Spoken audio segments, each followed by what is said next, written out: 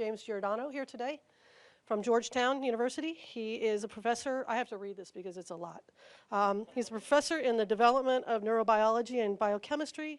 He's a chief of neuroethics studies program and the co-director of the O'Neill Pellegrino program in brain science and the global health law and policy at Georgetown University. He served on the joint staff of the Pentagon, and in this area he heads up the EU Human Brain Project. He's going to talk a little bit about that today. He's tasked with his work is dedicated to the studying and defining of current and political dual-use capabilities in neuroscience and neurotechnology. It's an extremely in-depth discussion. I encourage you guys to ask questions at the end. His area is, his expertise is in brain science and can be developed and engaged in military applications, warfare applications, bioweapons, both by state and non-state actors. So I'm going to head it over to Jim. Great, thank you. Thank you. It's really a pleasure to be here. It's my second or third time being out at Livermore. I've been working for a while with Zach, and that's been a real pleasure. And of course, my ongoing work with Paris and company. As Paris mentioned, one of the things that I do is I do brain science, and I've worked in the area of translational brain science, which is bringing brain science from the research bench to the bedside for about the past 32 years. So I've been doing this for a while. Brain science, as you may know, has also had a fairly rapid development and trajectory of its capabilities, moving from fairly simple approaches to studying the brain to far more complicated approaches that I'll talk to you about today. But like with so many other areas of science and technology, the capability that is conferred by the science, that is the knowledge, and its techniques and its technology, therefore its tools, giving us implements, to affect in some way a biological system, renders it relatively powerful to do a whole host of things. Now, as Paris mentioned, of course, I also work as the chief of an ethics center at Georgetown. I'm working within the Pellegrino Center for Clinical Bioethics. And what I do is an area called neuroethics, a relatively new field, but not per se. The idea is that the title of neuroethics has only been around since about 2002 in formal use. But the idea of understanding the ethics, legal, and social issues and regulatory issues that arise from any science and technology are quite old. What makes neuroethics a bit more interesting and perhaps unique is that the thing that we use as the focus of our study, the brain and those techniques and technologies that go into studying the brain and in some ways affecting the brain, remain relatively unknown to us. I don't care how you twist this. There's really none of us in this room, and I've been a brain scientist for over 3 decades, who could tell you how the great stuff of cognition, emotion, and even behavior arise in and from that gray stuff of those squirting, squirting cells that exist in your head. We don't know that. If I were going to be Aristotelian for a moment and sort of wax philosophically, what I could tell, you enjoyed it, that's good. So I always look for the philosopher in the crowd who gets the Aristotelian gig. The issue is very simple. We don't understand what's called the efficient cause of what the brain does. We know how it works as a basic biological system. We might even speculate, and very realistically, why it's important to a biological system. But do we know how the brain makes, quote, mind? No, we don't. Yet, that doesn't stop us, because there's something called the mechanistic paradox, which is although we need to understand the mechanism of how and why something works, we also fall victim to the fact that very often we use what's called satisficing information. In other words, good enough for government work and we'll just proceed on smartly. Moreover, what that also does is raises the intersection of a host of unknowns. If we don't know how the thing that we're affecting works, well, the beauty of it is the tools that we develop help us to understand that. But then we have to revise what we think are the key issues that come from our tool use on that thing. This is not what's called reductio ad absurdum. This is not reductive thinking. It's real. That said, let me take you on a little trip in time into brain sciences, what they really do. Let me move this down here because I'm so short you can't see me over the bottle of water.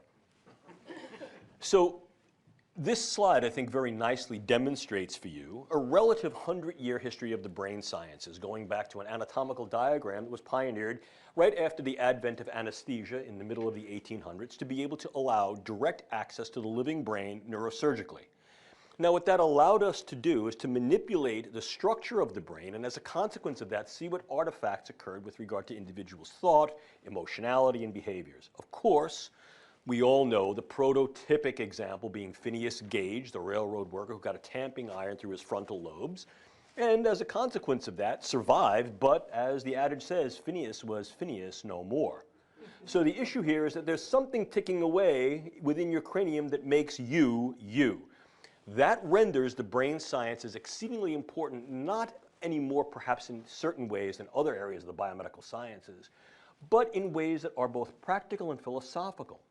In other words, if I'm able to in some way assess and affect this thing that is in at least some way demonstrably and perhaps to a large extent responsible for making you, you, your persona, your thoughts, your hopes, your dreams, well, look at the power that that can yield.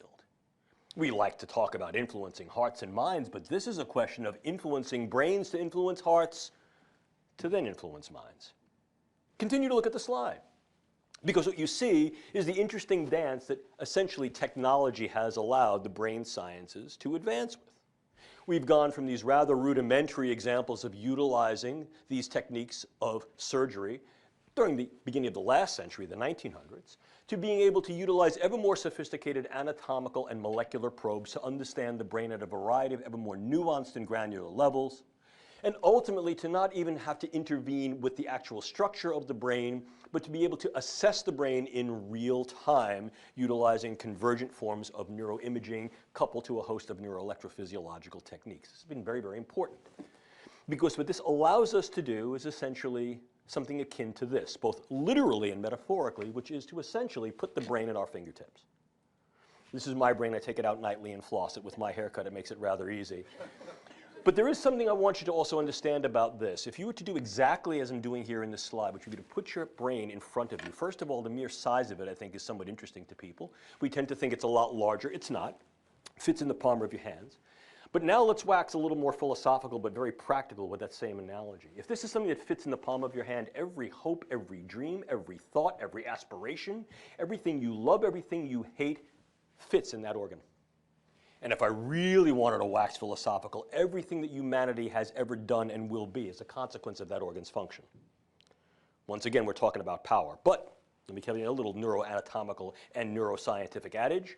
We have a saying in the brain sciences, see one brain, which means that despite the fact that if I pulled my brain out of my head and his brain out of his and her brain out of hers, it would basically look like that with regard to its gross architecture. The devils and deities lie in the details.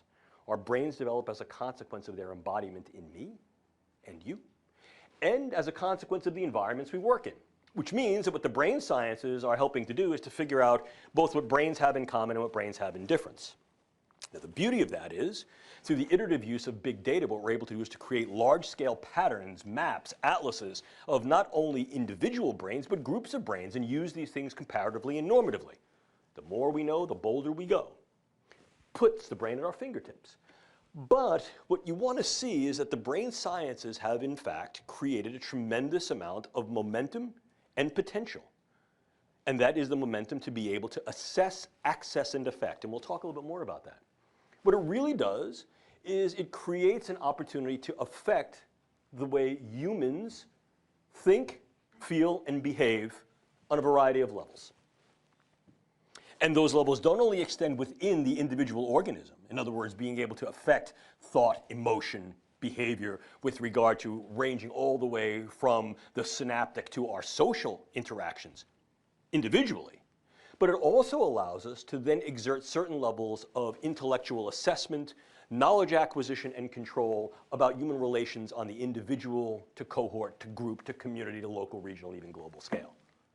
And obviously, we can, in fact, use that information and arguably the capacity to be able to not just use the information, but to actually physically affect the brain through these techniques and tools in ways that are important to, meaningful for, and highly leverageable within national security, intelligence, and defense agenda. This is no different than other forms of science and technology. Arguably, one could say that the individual with the most sophisticated science and technology has always looked to bring those into those agendas to defend kin and kith, to be able to advance an ideology, to be able to defend those things we hold dear. History teaches us that. The latest and greatest tools are very often incorporated into these large-scale agenda, particularly by mechanized and technological countries. We've seen this historically throughout the ages. this being no different. So the idea that what we're able to say is that the leverageability of the brain sciences extends from the synaptic to the social, and from the individual to the global, is not just a lot of fancy rhetoric. It is, in fact, real and realizable. Moreover, in utilizing the brain sciences in these ways, I think it becomes important to understand a formal definition of a term that I will use repeatedly throughout this lecture. This term, a weapon. As directly cited from the Oxford English Dictionary, there are two interactive and I think important definitions of a weapon you need to understand. The first is as a means of contending against another. We hear this colloquially, someone who has a great sense of humor says, oh, their sense of humor is a real weapon. In other words, they can use it well to interact with others positively and in some cases derisively.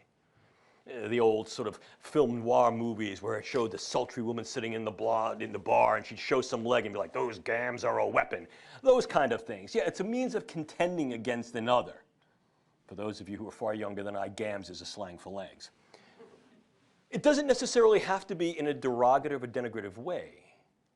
It is a way of contending against another. I can use humor as a weapon to disarm someone. I can use affability as a weapon to make what may have been a potential foe or hostile my friend.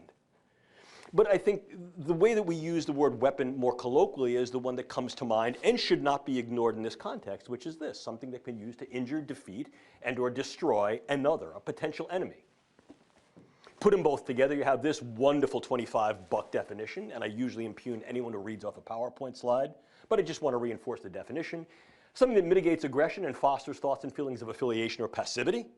Oh, in other words, if I make my enemy my friend, not my enemy any longer, that's still weaponizable, and or something that incurs burdens of morbidity and or mortality.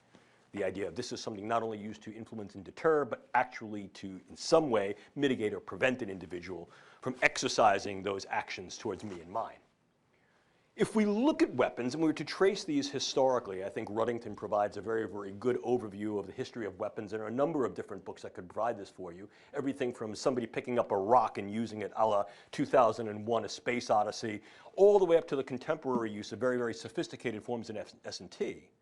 What we see is as the momentum of S&T increases, the weaponizability of that science and technology in a variety of realms also increases.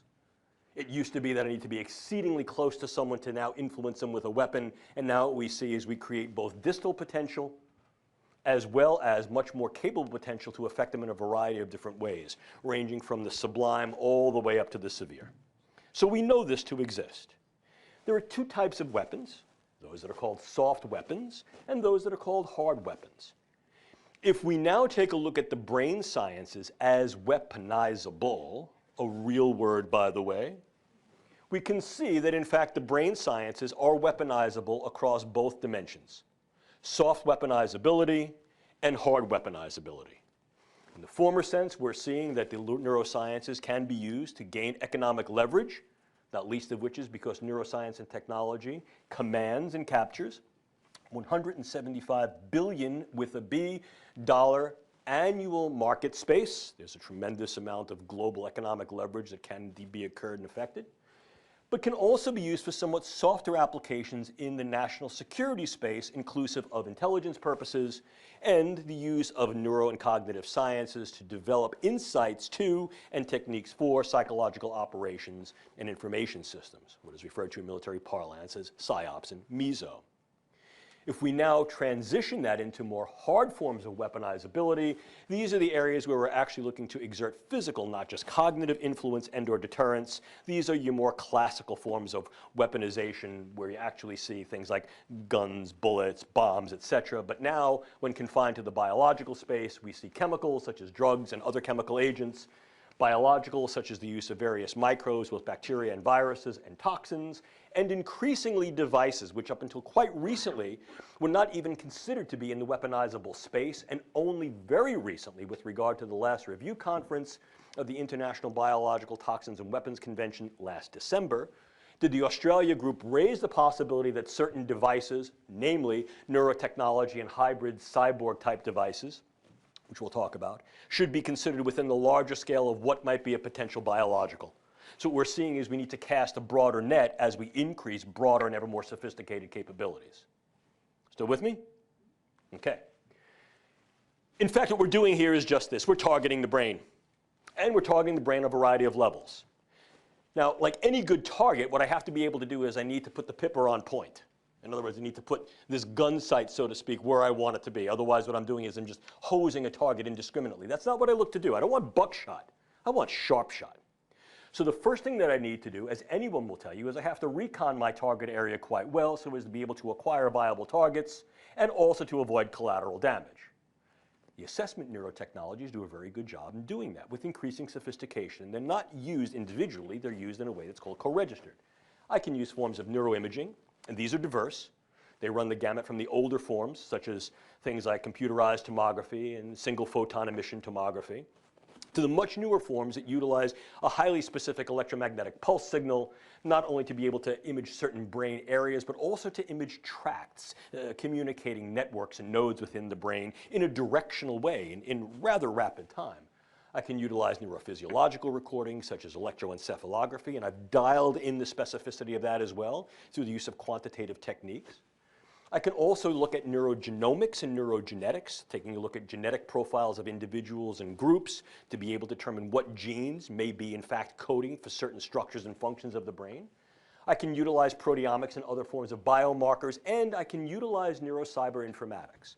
In other words, I can harness all of these forms of assessments to a big data approach that allow me to make both comparatives and normative indices, not only within an individual, but between individuals, not only between individuals, but within and between groups on a variety of scales. So the idea of assessment technology, in many ways, combines each and all of these, and the combinatory power of that is facilitated and fortified through the use of big data. We've written comprehensively about the use of big data as a force multiplier in neuroscience and neuroweaponology, and if you're interested, I'd be happy to provide that to you. But the idea here is, like so many other forms of recon and evaluation and assessment, we as humans tend not to turn rocks over just to look what's underside. We turn rocks over so we can use what's under there. The brain is no different. If what I'm doing is I'm trying to put a pipper on target and make sure it's square on point, I want to do something with that.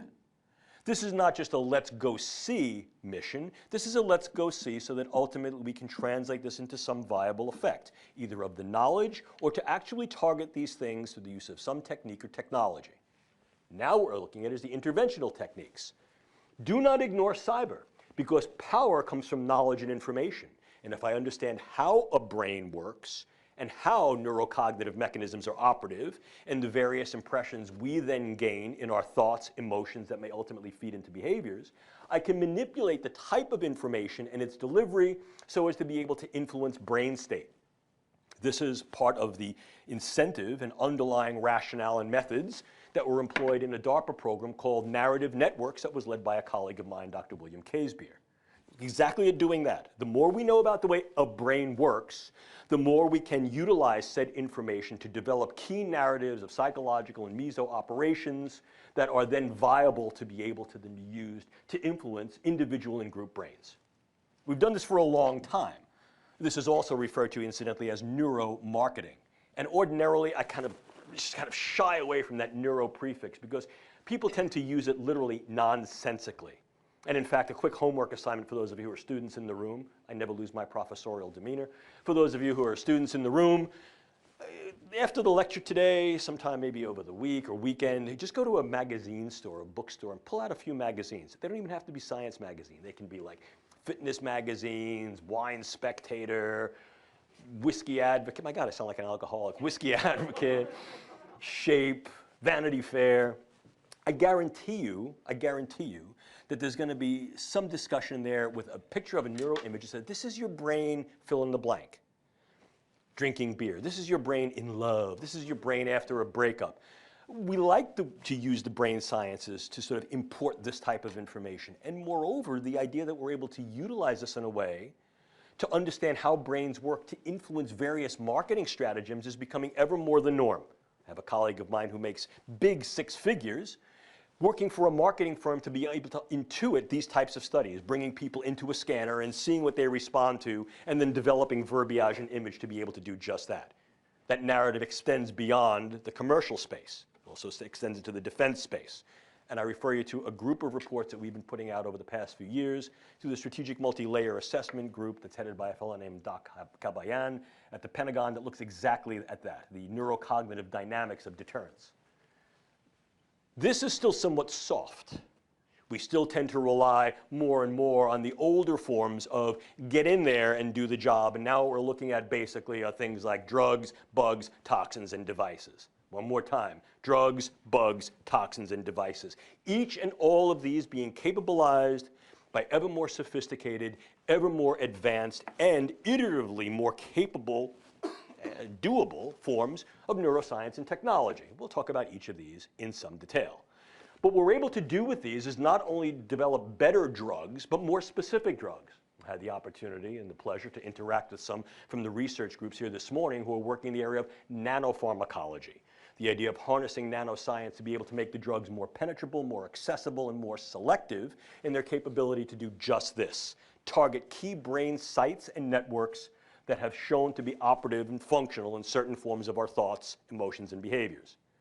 Moreover, to be able to develop new forms of biologicals, not necessarily that are lethal, but that are morbid. And one of the more successful approaches to doing this is through utilizations of genetic modification of these microbes, so as to take those microbes that were relatively benign and make them somewhat more morbid in their profile, make them more virulent, or to allow them to be more capable over a longer period of time so that they can be used against various individuals and populations with a greater level of efficiency. We can also develop new forms of neurotoxins, and since neurotoxins for the most part are peptides, they degrade fairly rapidly. But here too, forms of genetic modification, forms of nanomicellar encapsulation and delivery can allow these to become newly available and newly more potent and viable for the use in the weapon space. And once again, we're now exhibiting a new horizon of possibility, which is the neurotechnological device space. Each and all of these, what I should let you understand, is engaged by this particular process, which is a real term, integrative scientific convergence.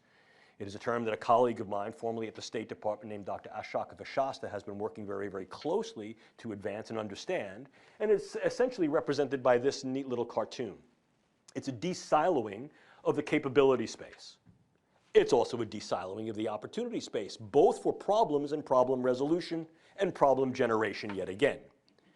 In the past, when I grew up in science, as many of you have grown up in science doing, for those who are sort of more of my generation, you recognize you had fairly discrete silos of disciplinary operation.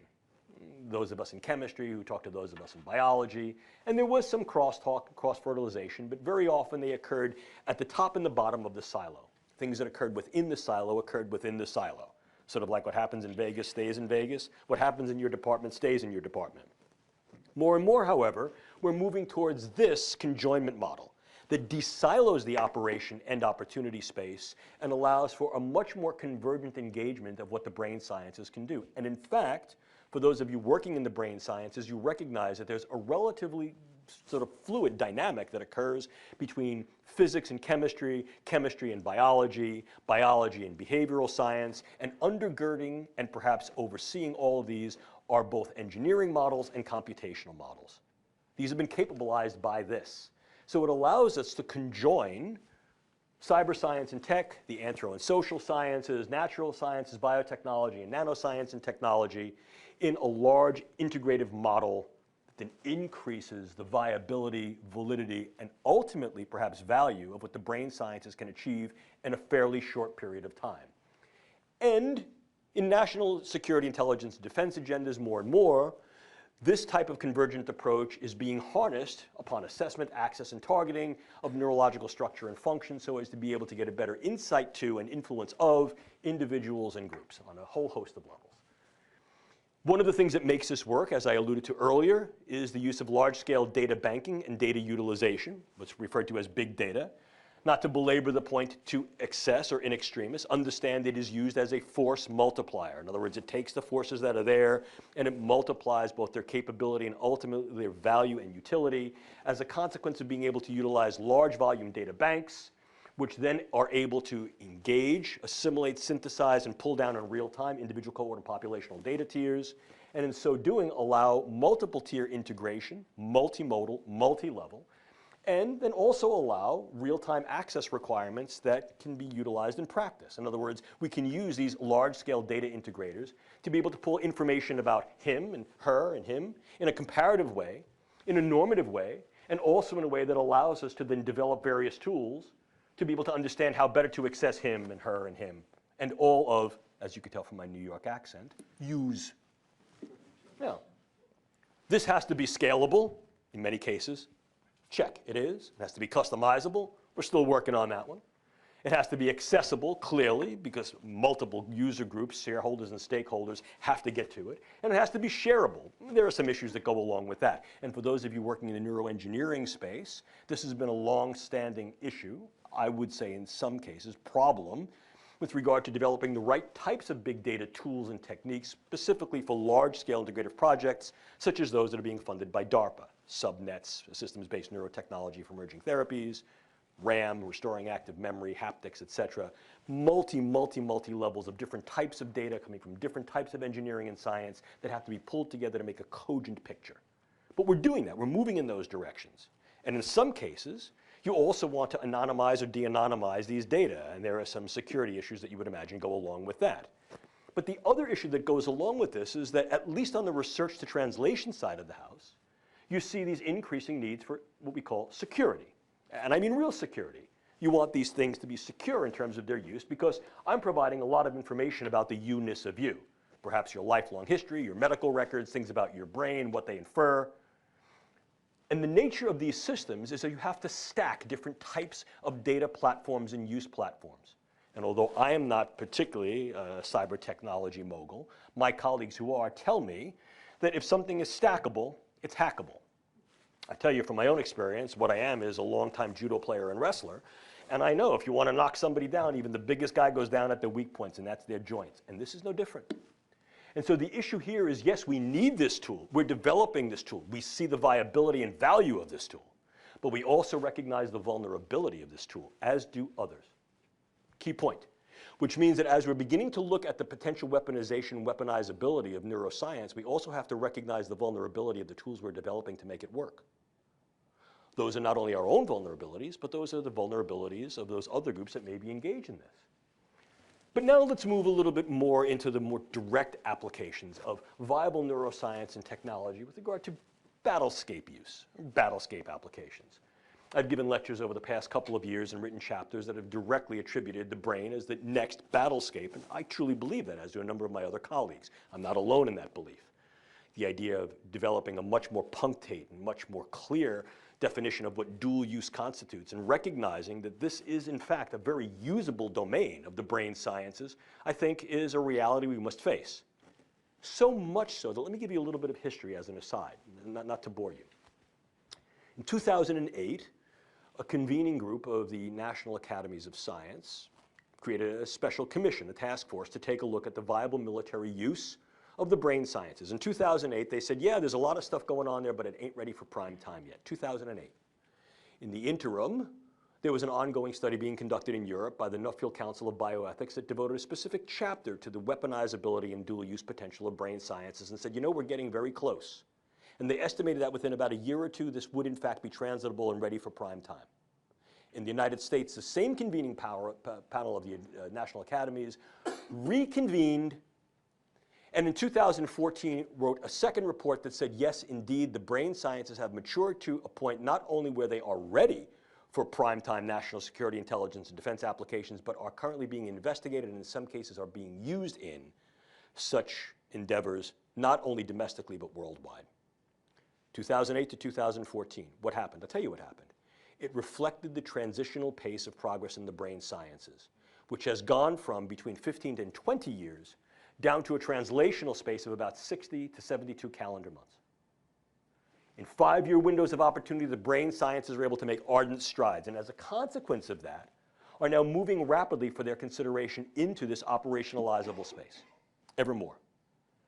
What I caution against very strongly is two things. Number one, crying wolf, and number two, what we call chicken little phenomenon. The first is wolf, wolf, wolf, and there's no wolf there.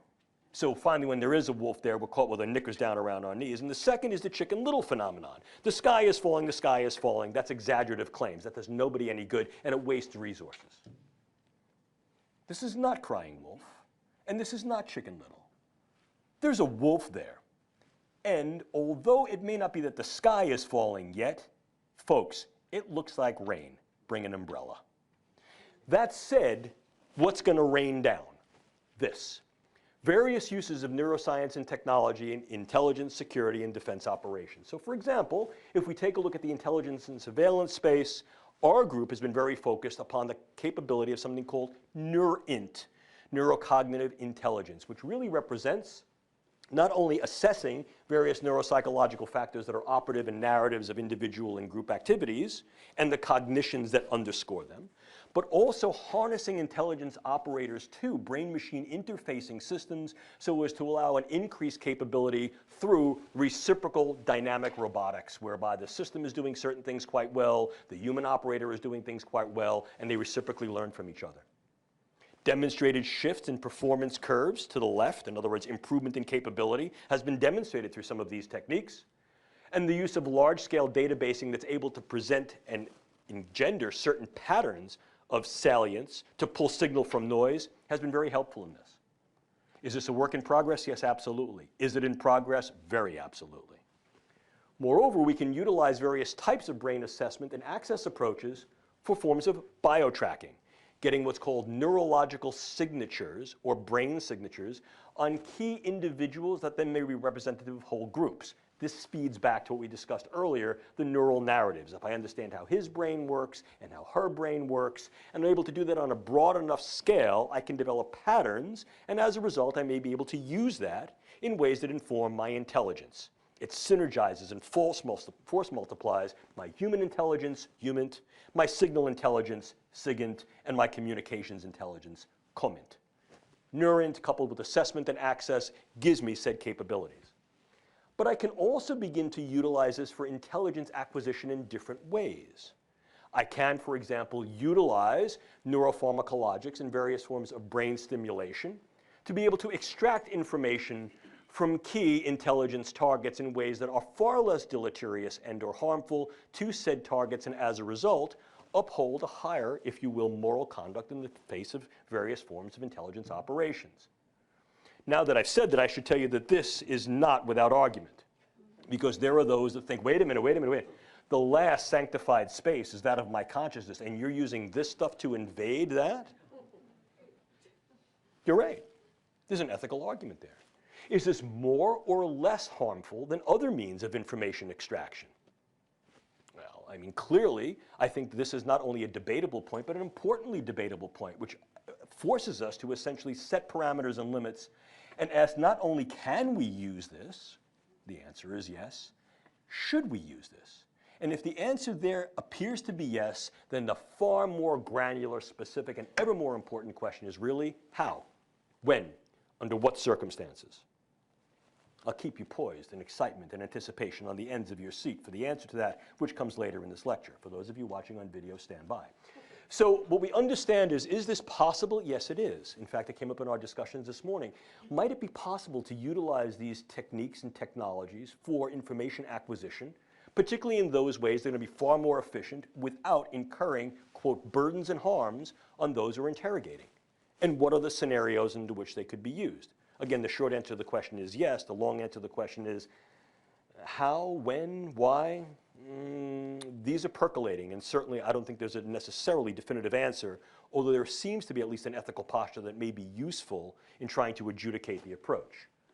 Moreover, we can also utilize something called TITAN, which is tiered integrative tracking and access networks that utilize biologically implantable chips to then track key individuals in a variety of circumstances and then yoke these to known information about the way brains work to create narratives and behaviors. And essentially what this does is this adds to what's called human terrain teaming. This feeds back to an older idea called naked man approaching. In other words, I don't need to identify you by your uniform, by your clothes, but perhaps by certain anthropometric characteristics, and in this case, biological signatures. So the idea of indwelling biosensors that are able to then upload remotely telemetrized, see, this is what happens when the coffee wears up, telemetrized information is quite real. Those of you working in the area of biosensors, RFIDs, understand the potential power here. This is a key area for dual use because these types of sensors are being developed for populational monitoring of key biological variables that can be then uptaken into health information databases. The same type of thing can be used for other forms of information, not least of which is tracking and identification.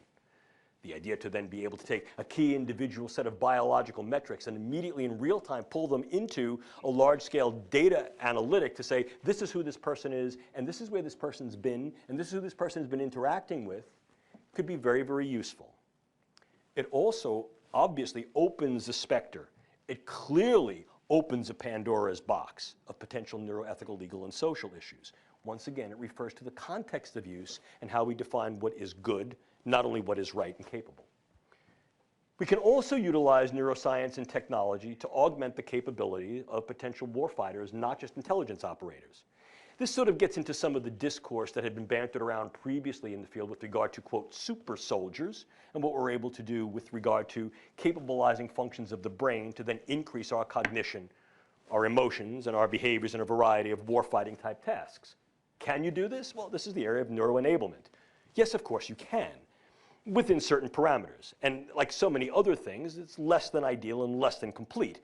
But can we target key neurological substrates, change the function of those substrates, and in so doing, approach various trajectories of improving individuals' cognitive skills on key tasks, emotional capabilities on the key circumstances, and behaviors and actions and key performance parameters? Yes, we can. Are there limits? Are there constraints? Yes, absolutely. But how can we do this?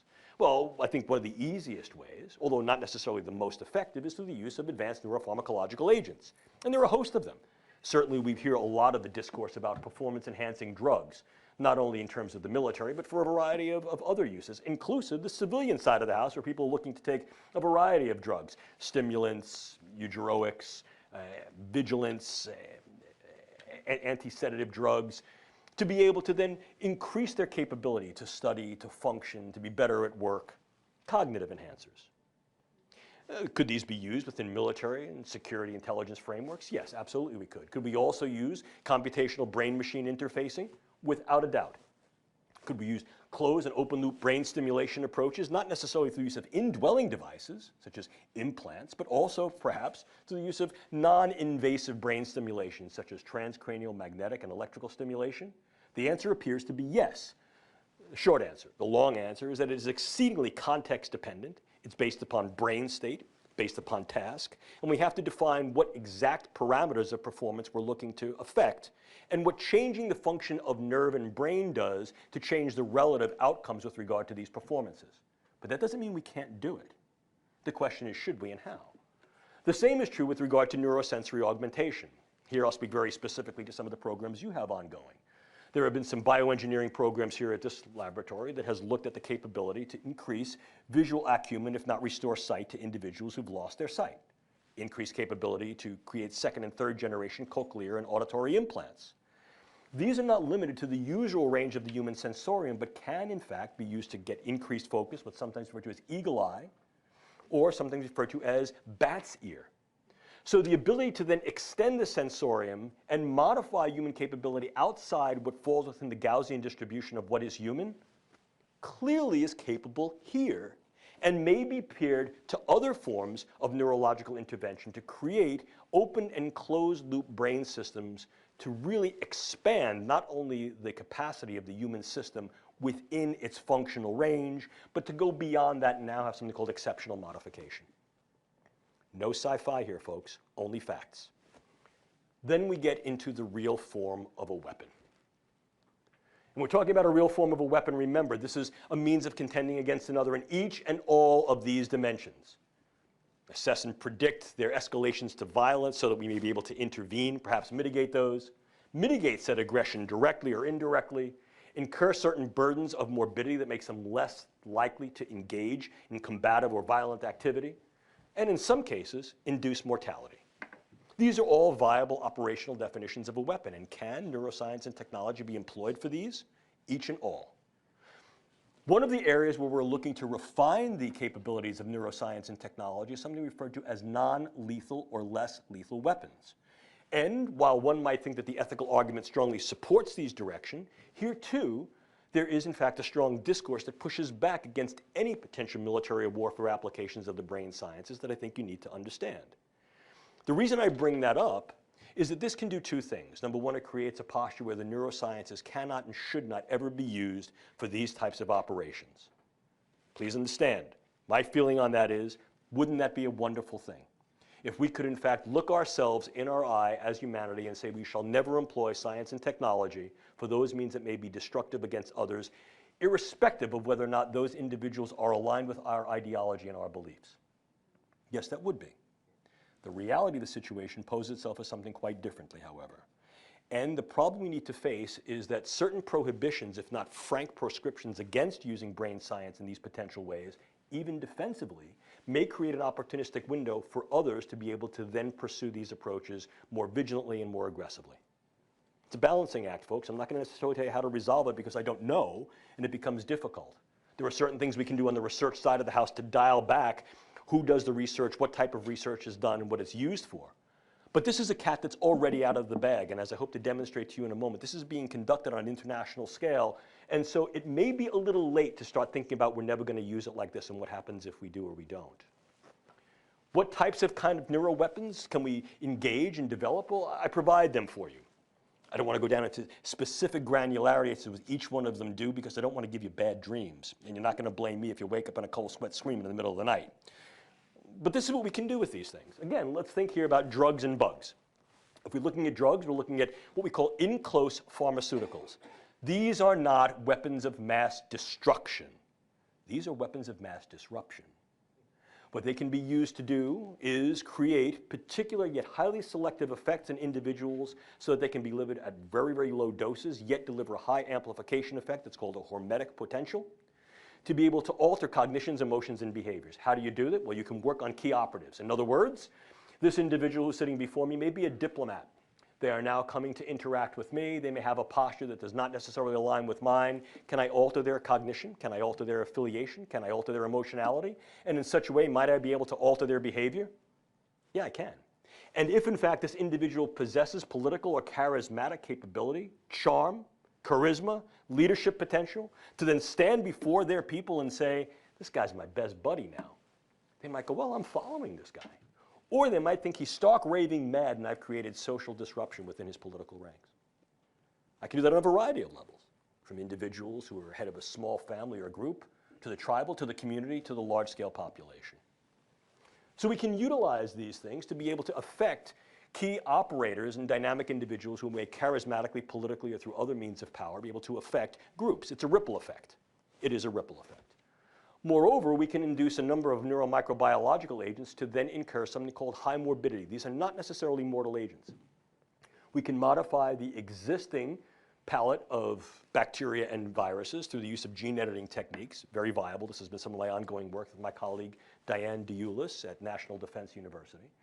And what we can also do is recognize that there are existing microbiologicals that can be harnessed to then induce the effects. We can also engage certain chemicals that way. What we want here is a morbidity factor, not necessarily a mortality factor. I want to make people sick. And what I do here is the virus is not necessarily the bug. The virus is what I put over the internet. Let me show you how I can crash a system pretty easily. I affect key individuals here, here, and here. And then I take another community in the back of the room. I affect key individuals there. And then I take another community. I affect key individuals there. And then I do what every good attributional group does. I beat my chest and take credit for it. And what I put out over the internet is, this is a virus, a bacteria, an agent that I have infiltrated into your fill in the blank. I say it's a weapon of mass destruction. And what I tell you it's going to do is it's going to produce paranoia, anxiety, and sleeplessness. What I've just done is I've recruited every paranoid hypochondriac to think that they have whatever that is.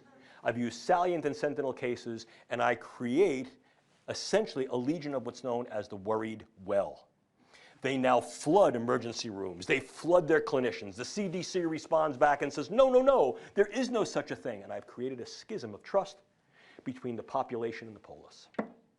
It's both a short and a long war's effect. Moreover, I can create particular neuromicrobiologicals that may have a much longer duration of action. For example, modified Zika virus. And what I can then do is, as a consequence of that, is I can affect subsequent generations to incur a public health morbidity and mortality effect that then creates an increased economic and perhaps social burden. Long war scenario. If I wanted to do something that's a little bit more proximate, I can utilize nanoparticulate matter. Now, we can utilize nanoscience to create much better drugs, to get them where they got to go in the brain.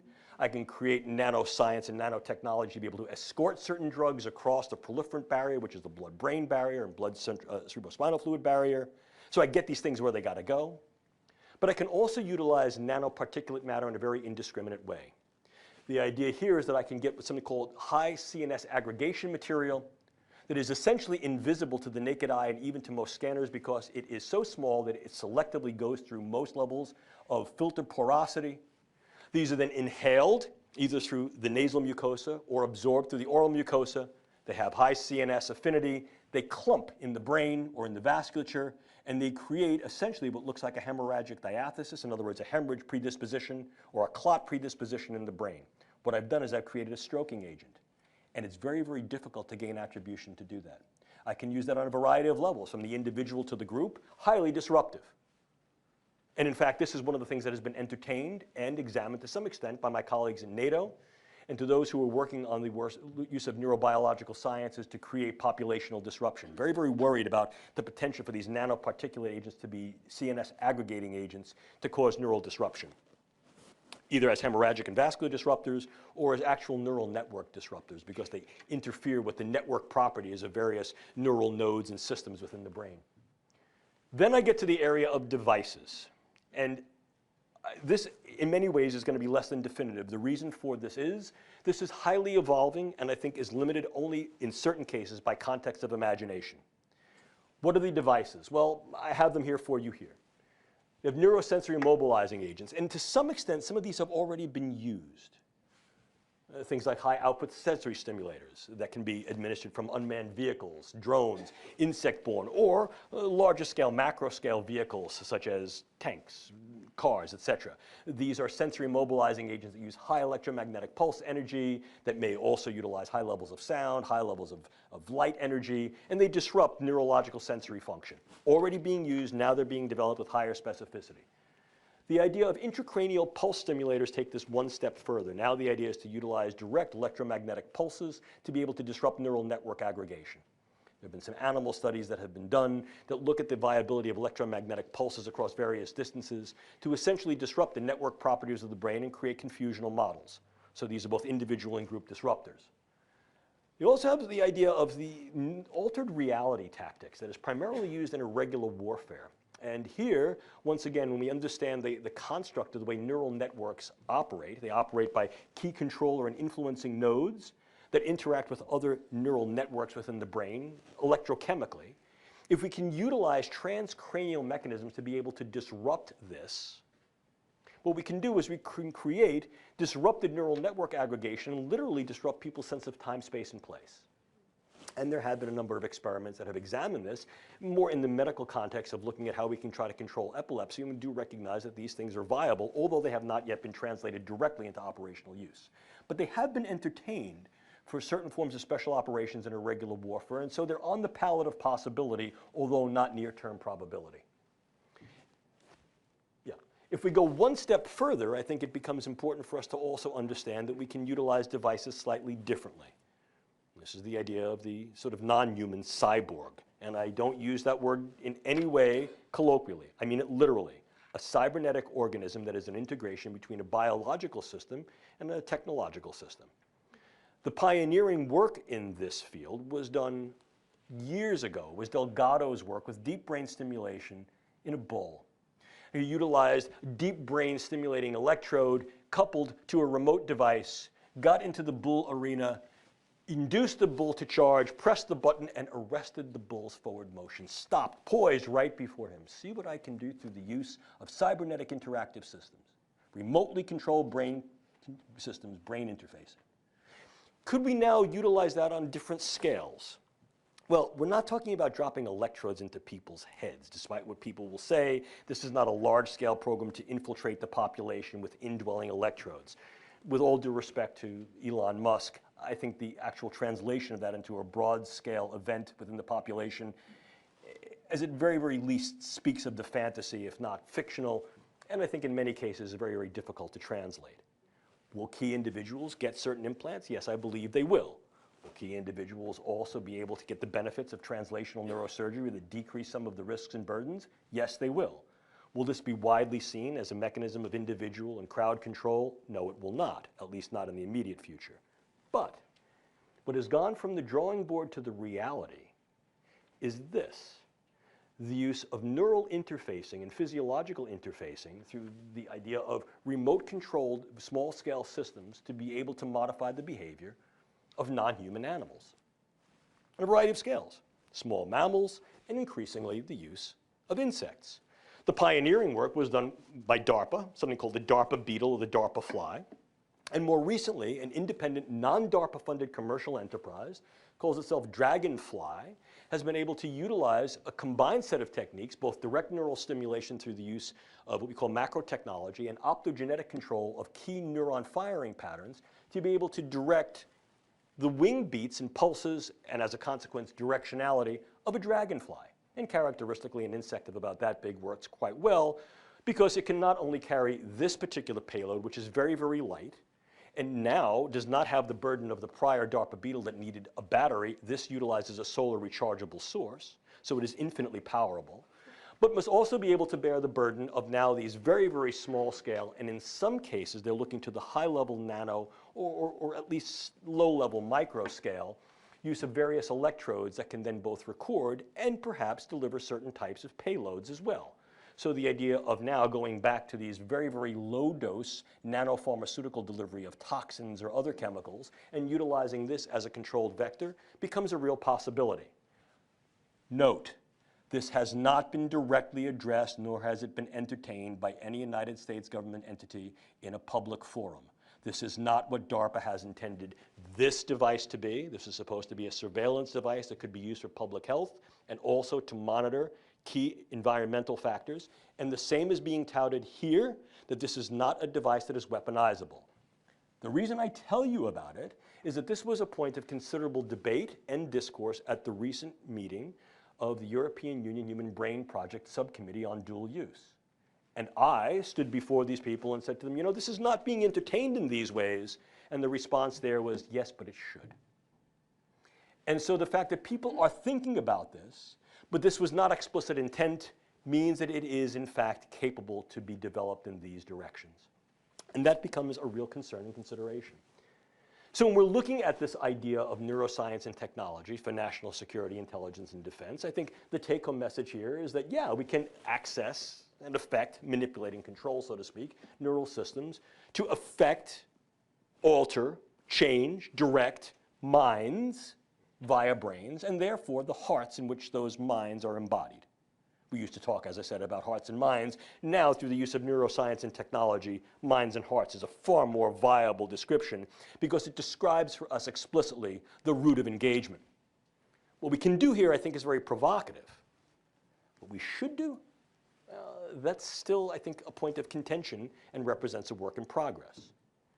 And I think the reason this becomes so contentious is that although we may even be able to leverage particular amounts of regulatory pre- and proscriptional control over large-scale governmental agenda that are dedicated to these efforts, and may even be able to exercise such control onto the commercial interface, a growing problem is the do-it-yourself biological market, what is commonly referred to as the biohacking community. And it's problematic not inherently because of what it is they do. This is public science. This is science taken out into the public forum, utilizing available tools and technologies that indeed allow individuals to create highly valid scientific techniques and technologies in their backyard, in their basement. I think there's a strong push towards public science that in many ways is applaudable. And I'm not impugning the community nor its efforts. What I am doing is I'm putting out a warning. I'm giving forth sort of the need to take heed and perhaps take action. This is also a very vulnerable community. The reason for it is twofold. Number one, that there are individual actors, as with any community, who may have different agenda. And those agenda may not necessarily be, for what we consider to be always benevolent, wanting to do good purposes. Or let's face it, it could be wholly benevolent, but my good is not yours. And as a consequence, the ideology, purpose, and intent of what I seek to do may not necessarily be consistent with what you seek to do. Moreover, the level of financial base that would allow certain distinctions and certain integrities of control and safety may not be present in all of these operations. And as a result, accidental contamination, accidental spill out of one silo into the public silo may be burdensome, risky, or harmful to the public health.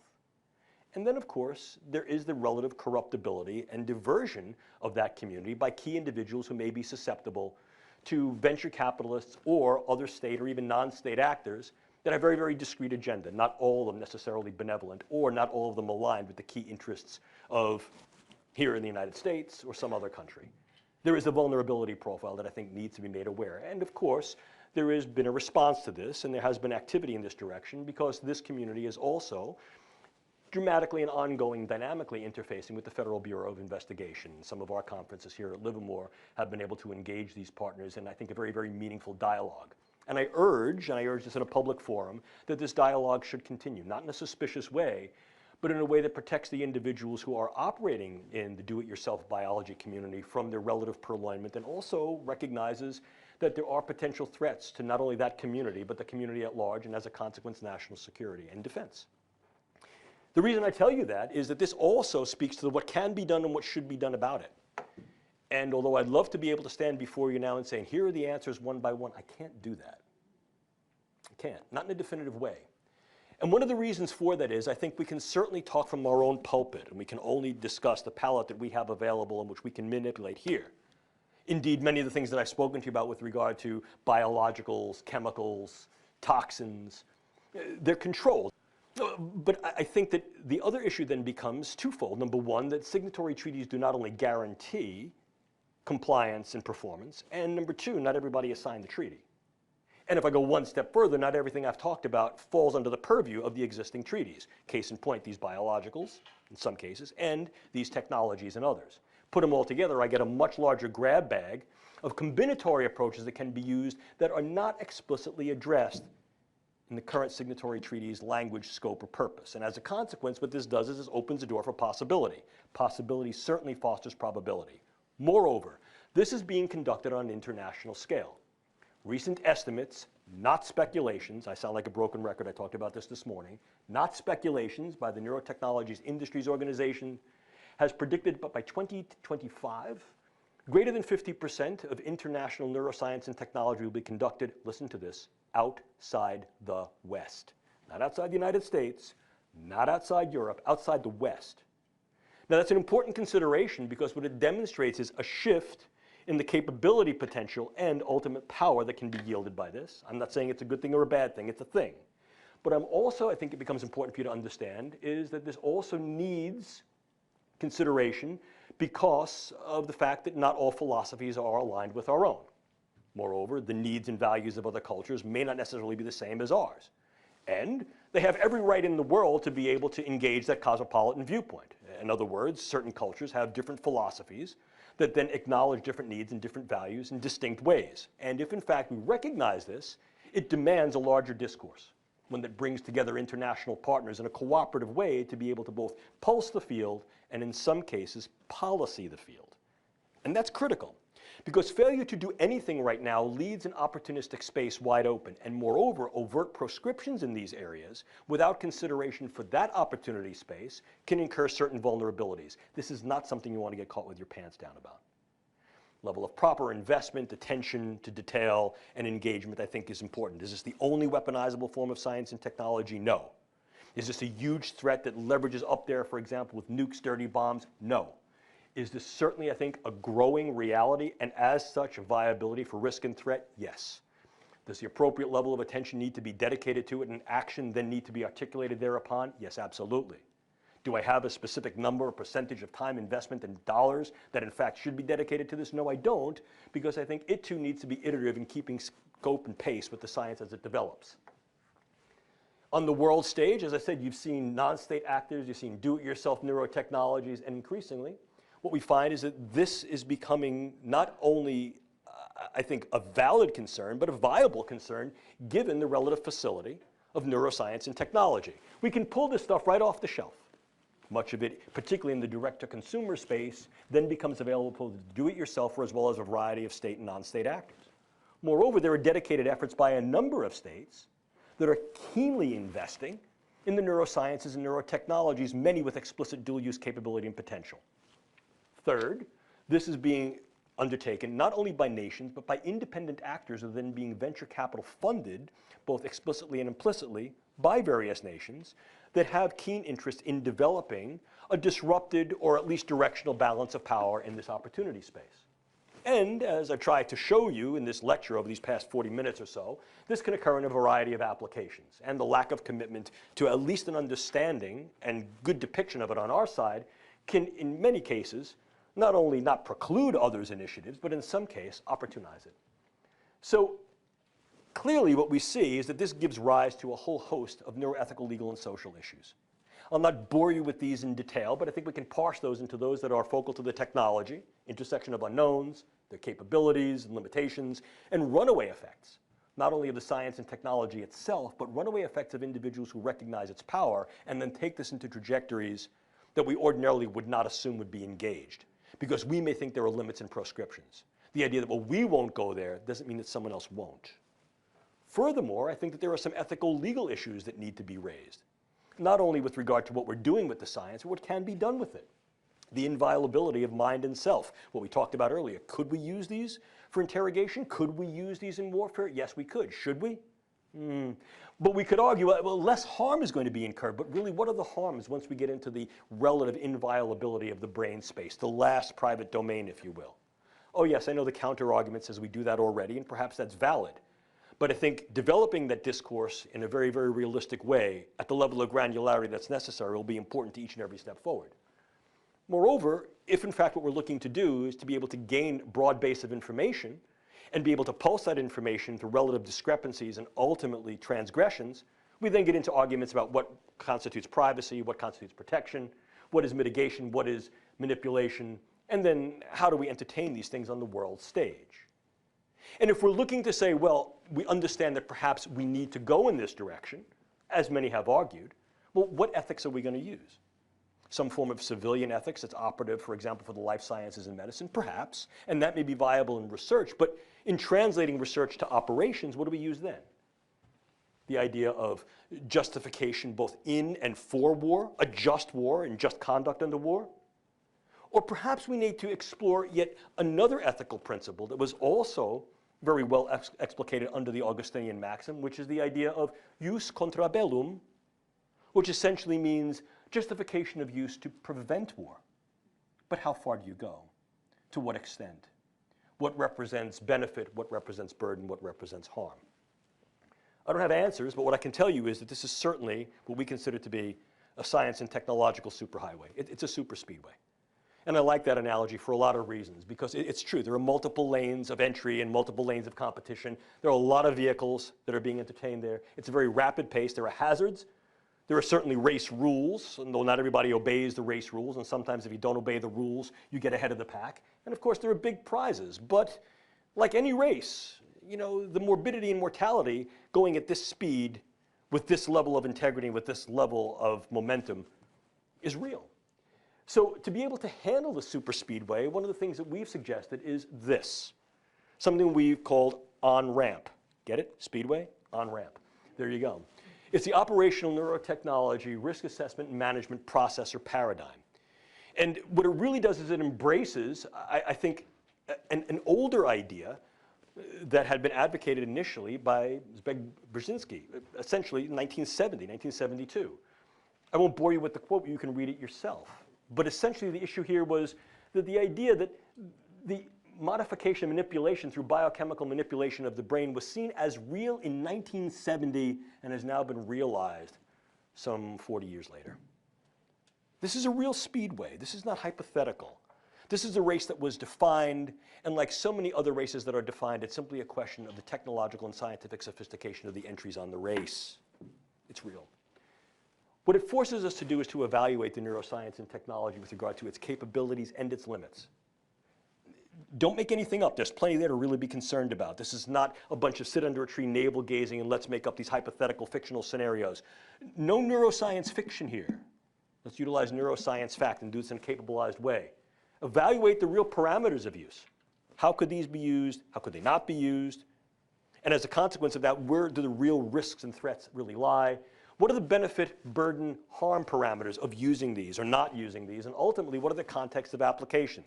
Intelligence, security, defense, public safety. In some cases, looking at the research side of the house and the operational side of the house. All of these must fit into this quasi-calculus of how we then approach risk assessment and mitigation.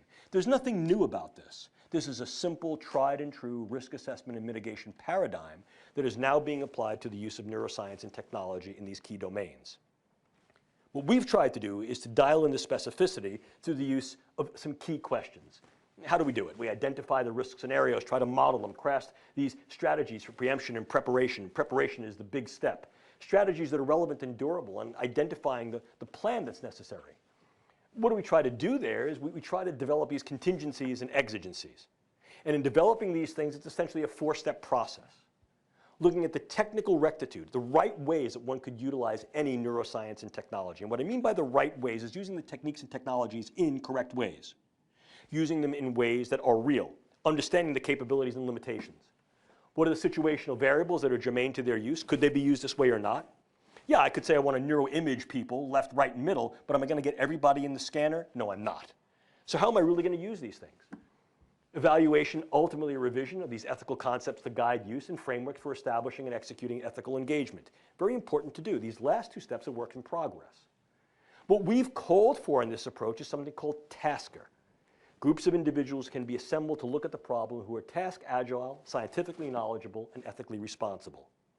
Because what we're trying to do is balance the relative goods of neuroscientific and technological advancement with the relative burdens, risks, and harms of potential areas of dual use that could be employed and how those then affect national security and defense.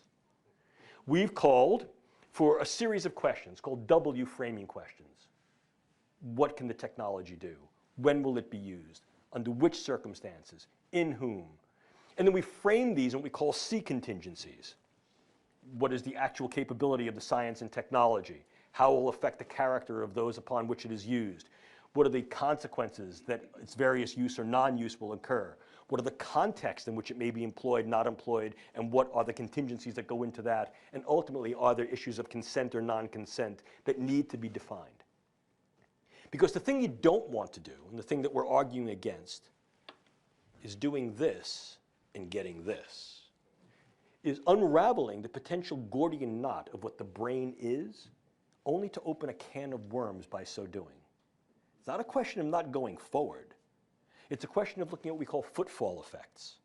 It's not a prohibition or proscription against putting one foot in front of the other, but it's recognizing of where those feet are going to fall and what the consequences are where you put them down. And also recognizing we're not walking alone. Because ultimately by taking that approach, which is a preparedness approach, what it allows you to do is to remain steady irrespective of your gait or your stance, and do so irrespective of who's pushing and who's pulling. Work in progress. I wanted you to be aware of the work that we're doing in neuroscience and technology can certainly be leveraged and I think advanced for good within biomedical and even broadly non-biomedical arenas with regard to public use, lifestyle use, and occupational use. But as with so many other things, this is a double-sided blade that can be leveraged not only for good, but for different definitions of good that in some cases can incur harm. No, no, no, this is not cry wolf. Certainly the sky is not falling. But be able to differentiate a puppy from a dog from a wolf, recognize that wolves have teeth, recognize that wolves have claws, recognize that wolves have a pooper on the back end, and all those can get you in trouble. And no, as I said before, sky's not falling, but certainly looks like rain. Bring an umbrella. Because, as I like to say so many times, with neuroscience and neurotechnology comes great knowledge and great capability. With great capability comes tremendous responsibility. Those of you who are working in the field bear this responsibility. You know, my dad was an engineer. I say this at the end of every lecture I give, and I'll say it here unapologetically. And one of the things we used to like to do when I was a little kid, our sort of like father-son activity, was to build things and fix things. And I still like to work on airplanes and motorcycles and stuff. And when I was a little kid, my father had this thing he used to do. Every month, he'd give me a brand new tool. He was teaching me how to use tools. I got really excited after the first few tools. I thought I knew exactly how to use tools. I was a little kid. What did I know? And I remember once very, very vividly, he gave me this new tool. I want to run off and use it. He put his hand on my shoulder and he says, Jim, slow down. Measure twice. Cut once. Sometimes you can't go back. Wow, Dad. Great advice. Neuroscientists, neuroengineers, colleagues, friends, those of you working in national security, intelligence, defense, those of you working on the policy side of the house, let's measure twice. Let's cut once. Because sometimes all of us won't be able to go back. It's a difficult field. If you want to get in touch with me, you know where I live. It's right there. Hold on. Boom, boom, boom. It's right there. If you want more readings in the field, I'll provide these for you. Certainly this PowerPoint is available to you. This is the part of the lecture that is the unabashed self-promotional plug. If you'd like to read more deeply about the uses of neurocognitive sciences in national security, intelligence, and defense, I recommend this. There are other books. Certainly the reason I give you this is because I'm proud of it, not because I did it, but because it was an effort in bringing together great minds from an international perspective to be able to look at the field and at least illustrate some of the ethical issues, if not solve the ethical questions that go along with it. And once again, I think the thing that we need to understand is that realistically, whoops, boom, boom, boom, come on, come on. There. The future's in our hands here. The brain's at our fingertips. The last thing in the world we want to do with this capability is fumble it. So with that, I'll end my presentation. I'll thank you for your attention. I hope I didn't bore, and there's plenty of time for questions. Thank you very much.